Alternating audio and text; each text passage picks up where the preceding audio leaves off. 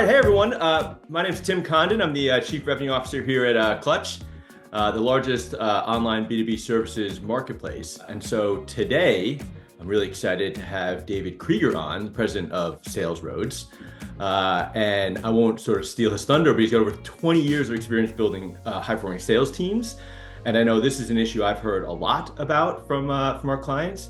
So let me kick it over to you, David, and just give a little intro of who you are and what you do. Yeah, thanks so much, Tim. Thanks for having me on. I'm looking forward to this conversation. So as you mentioned, I'm president of SalesRoads, and we've been around for 17 years now in the SDR outsourcing, appointment setting, and lead generation space. So we work with a lot of different B2B companies, a lot in SaaS. We do work with some service companies, some manufacturing companies, some agencies. But the common thread is that they are looking for a predictable way to generate appointments and leads for their sales teams of the types of clients that are their best performing clients. And so we really work with our clients to really understand who their ICP is, who are their best types of clients, and then we'll build a go-to-market motion, primarily through teleprospecting, but also through some email and some other channels to reach out to those prospects, get them interested in our client's product or service, and then book a qualified appointment for our client to then take the sales process from there. Well, that's a perfect segue. So, I sort of mentioned to you before the call here, we work with a lot of growing agencies, both marketing and tech. And one of the themes I hear so often is they create an accidental business, right? They sort of went out, they sort of freelanced on their own, they were sort of good on their own, they got a few clients through referrals, and then all of a sudden they just had more business than they could do on their own. And they had to hire people. And then all of a sudden they're like, wait a second, I'm like running a company. And one of the tougher things for many of them is actually building out a sales team. So, if we had an agency owner on now, let's say marketing or tech services, and they were trying to figure out how to build their first sales team, what would be the first few things you'd tell them to do?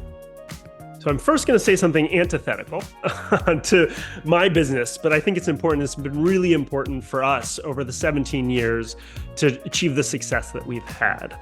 And that is, especially as an agency, it's different if you've raised venture capital funding and things like that. But if you're an agency, and usually that means you're bootstrapped and you're starting and you're organically growing, like you mentioned, is don't grow too fast. It is, I think it was maybe Warren Buffett said pretty eloquently, more businesses die of indigestion than starvation. And it's really exciting, and we felt it here at SalesRoads. There's certain times where just business is coming your way, you're growing, and it's really exciting, and you're servicing everything. Then you've got to hire people, build sales processes and whatnot, and then all of a sudden you grow so fast that you're not delivering the level of excellence that you did when you first started. And to me, the first pillar of great sales is to have a great product. You can't grow and create we'll talk about sales teams and doing it, but if you don't have a great product, it's really hard to build a great sales process around it. So that means methodically growing, unless again, you have a lot of VC funding and things like that, but and to make sure you're choosing the right clients and deliver the heck out of them. Because the best sales process is through referrals and making sure you've got good customers that can speak on your behalf and you get referral. And we've been building our organization over 17 years. I can't tell you how many agencies have come and gone. They've grown. I'm like, what are they doing? And then they implode. But it's slow and steady wins the race. And so that's the first thing. Now, as far as building a sales team and a sales process. Again, looking through the prism of an agency, and I'm gonna stop saying, there's obviously different use cases for certain types of tech companies and whatnot, but for an agency usually that's bootstrapped, I really believe at the beginning in founder-led sales. And really, but not just, and it's hard because you're servicing the clients, you're doing it, and you feel like you wanna hire somebody. But listen, you're gonna have to work 100-hour weeks at the beginning. You got to just put the time in and really think about the process that works and then document everything. So you're going to start fielding the warm leads that are coming in from Clutch or other places. You might have an outbound motion. I would encourage you to choose one or the other because it's a little bit different. But however you're generating your leads, think about what you're doing, what are the calls you make, what is the process you make, what is the way that you speak to those prospects, and document it. And the great thing now is with like ChatGPT and things like that, you can take your call recordings, you can document, you can make SOPs super easy through Loom, but really document everything and see what's working or what's not working. Because as a founder, even if you don't feel like you're a salesperson, because you have so much passion, you're gonna be a really good salesperson, most likely, especially with your budget, better than anyone you're gonna be able to hire out of the gate. So my feeling is take a few months, methodically grow, create a sales process, see what's working, what's not working, document it, and see what are good metrics, and then you can start expanding and hire your first salesperson. So I know I just threw a lot out. I'll pause there for a second. You know, one of the toughest things, and one of the reasons probably Clutch exists, is that most of our agencies sell to, SMBs, mid-market companies that you don't even know exist, right? I mean, let alone have a problem that you can solve. And so, it's one thing to build a sales force for like an enterprise. You know who they are. It's just a matter of getting in, right? But how do you think about building for an ICP that is really like an SMB, everything from like, a dentist to, a mid-sized construction company? Yeah, so I really, I think the setup is similar with SMB and mid-market as far as the way you structure the team, but very different methodologies. So I do really believe, and obviously I'm biased because that's what we do, but I've seen our clients grow and really benefit from it for over 17 years in the SDR AE model. And I think it is two very different skill sets, and to go after companies in a predictable way, it is important to have somebody who is really focused on both the prospecting and potentially fielding them by leads, making sure that they're qualified, booking appointments, and then having another person who follows the methodology to take that lead to close. They are, when you merge the two together, what happens is one or the other, in my opinion, gets lost. Either you got somebody who's really into the prospecting and the hunting and will gravitate towards that, and then doesn't really have the discovery process, which is really an art and really important to do in the right way, under their belt. Or if, and this is usually the way that it goes, is more you focus on all the warm leads and the people in your pipeline and you forget about prospecting. And so I really do think that it's important to have a delineation between those two roles as you're going after SMB and mid-market companies. With that, and I'll get to some of the differences, with that in enterprise. But the big thing too, and I think it's really, it doesn't matter if it's SMB or mid-market. You said that these are sort of companies people don't know about or whatnot. I think with all of the amazing tools out there now for list building, for enhancing lists, to use AI to go to websites and figure out what they're interested in and what their missions are and what the types of products they have, really investing in list tools and enhancing lists, whether those are the inbound leads that come in and getting more information so that you can handle those leads in the right way, or through an outbound motion. But really making sure you've got a really good list that you're building, you're enhancing, you're figuring out who the right people are, is super critical, especially when you're going, if it's SMB and mid-market and it's a large TAM, making sure you've been able to figure out who they are, because this day and age, I think you can find almost anybody at this point. Yeah. And if they do want to make that crossover, what's the difference? What do you have to think about as you're crossing over from like mid-market up to enterprise? Yeah, so it's a very different sales motion in many ways. I think one of the mistakes people do make is they take that playbook, maybe the founder-led playbook that I just described, and they're like, okay, now we just turn it on enterprise. And listen, you might have some success, but it's a very different motion and buying motion for those companies.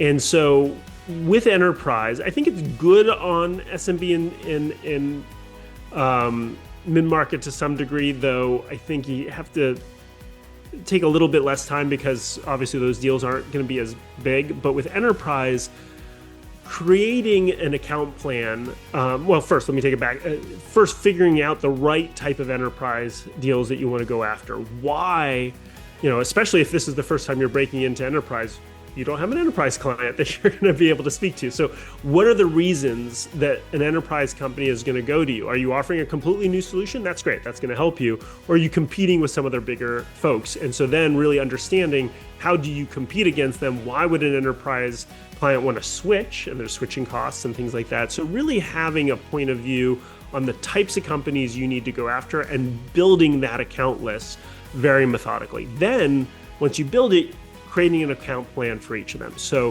who are the people that you need to reach out to? Obviously, you need to talk to multiple people often in an enterprise to try to figure out who the right people are, who are the stakeholders, who you're not going to be able to just convince one person and get a deal. You're going to have to convince multiple people. So who is it?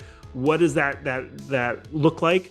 And then what are the different reasons each of those stakeholders would want to buy from you? And that can often be very different. And so there's a lot more planning that goes into enterprise. And oftentimes that's it can be the same person. Again, if you hire the hungry person who likes to learn and grow and whatnot, it can be the same person. But often it can be different as well, because also those sales cycles are long. You've got to be patient. You've got to be able to figure out how to nurture those through. So I really do think that the biggest pitfall is just trying to take your current sales motion that's working for SMB and mid-market, and then just saying it's going to work for enterprise. So you got to take a look through a different prism to go after, the gold that can be enterprise. Yeah, and do you when you work with your clients, do you get into things like goal setting? And because obviously it's a lot different to set goals for somebody who's got to close 20 units a month versus enterprise, where you might be literally making 1 to 2 sales a quarter if you're big enough, right? Every client that we take on, we do an ROI calculator and a strategic plan around that. So we really try to understand how many deals are they going to need? What is the ARR for that they're expecting for those deals, and then we can work backwards to figure out how many appointments we're going to need based upon their close ratio. And that's where sometimes we get to a point where like, your ARR might not be big enough, and we're honest about that. Like, this is maybe not the right fit. And so we walk through that with our clients, both out of the gate, but also for pivoting and going after different markets. It is super important to have metrics and goals to know what success looks like. Yeah. All right, so tell me, you give us a little bit of a hint on how you work with clients. So, tell me how SalesRoads goes to market, right? How do you go to market? How are you, upending your little corner of industry? And then I'd love to hear what you're thinking about for the rest of this year and maybe into next year. Yeah, so we are pretty fortunate in the sense that we've been around for 17 years and have a really good reputation in the market.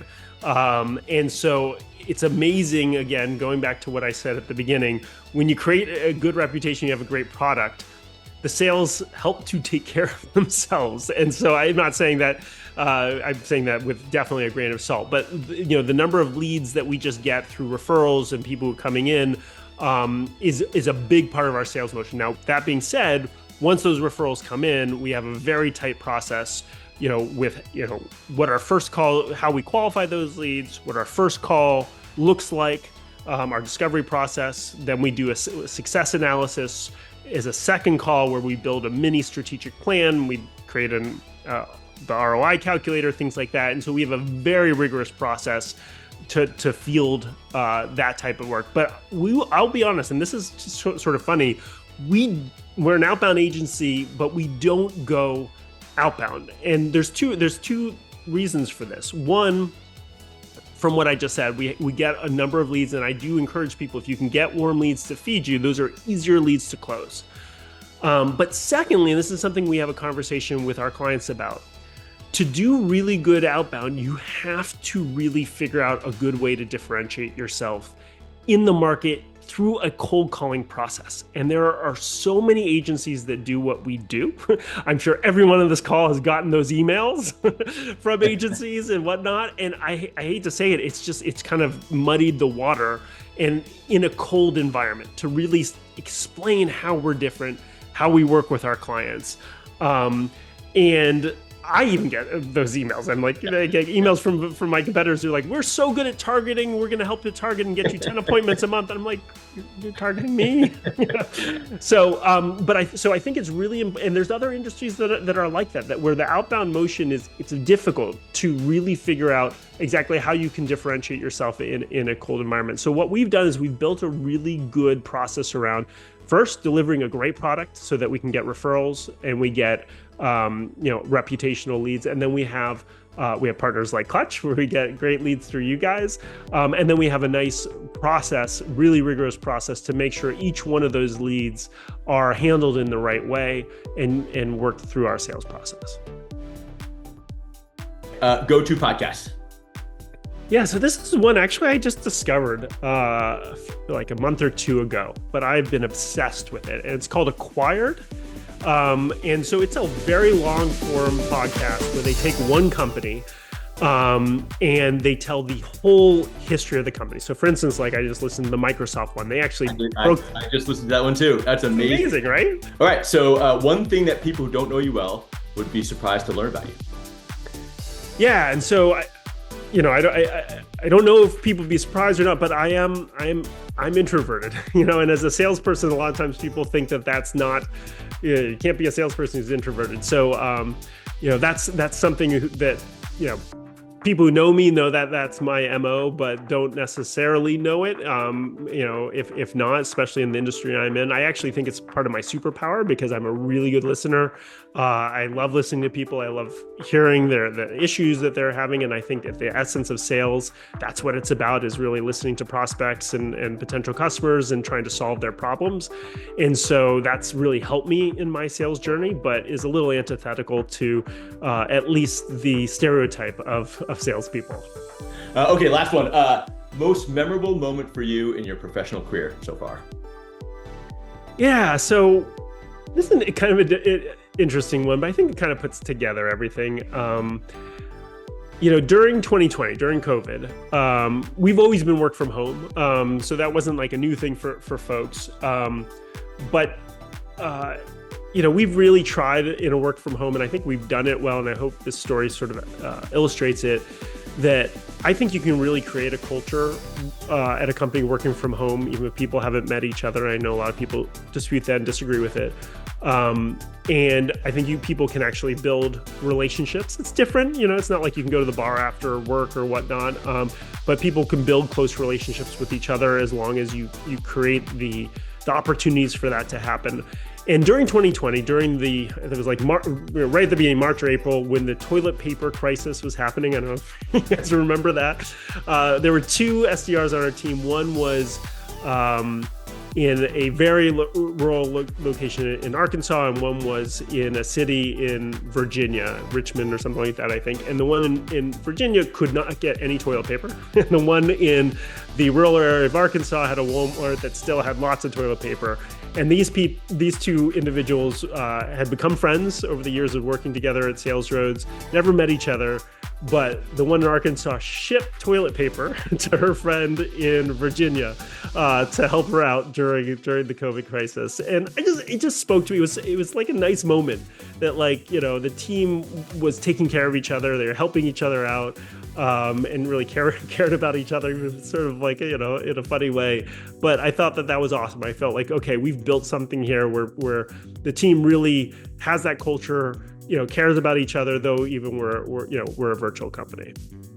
That's really cool. It's funny, the founder of Clutch and I were just talking yesterday about culture, and both here in my previous company about the number of relationships and marriages that come out of your company, right? It's really cool to see you built something where these people would not have met otherwise, right? Exactly. I think, and at the end of the day, that's the big part of what matters in building, companies. Obviously, we want to create a great service for our clients, but it's also about creating a meaningful career for people who are spending so much time, working at the organization. Yeah, that's great. Well, David, this has been a great conversation. I'm really glad we got a chance to do it. Well, David, where should people find you online? Yeah, so I'm very active on LinkedIn, like you said. So you can just go to David Krieger on LinkedIn. We're obviously on Clutch, so you can check us out there as well. And it's SalesRoads, salesroads.com is our website. Cool. All right, and I'd be remiss if I didn't put at least a plug in for Clutch. If you're an agency out there and you don't have a profile and you're not verified on Clutch, get on. It's free to create a profile, and then we also offer many other services to enhance your reputation and get business. So would love to have you there. All right. Thanks a lot, David. Appreciate it.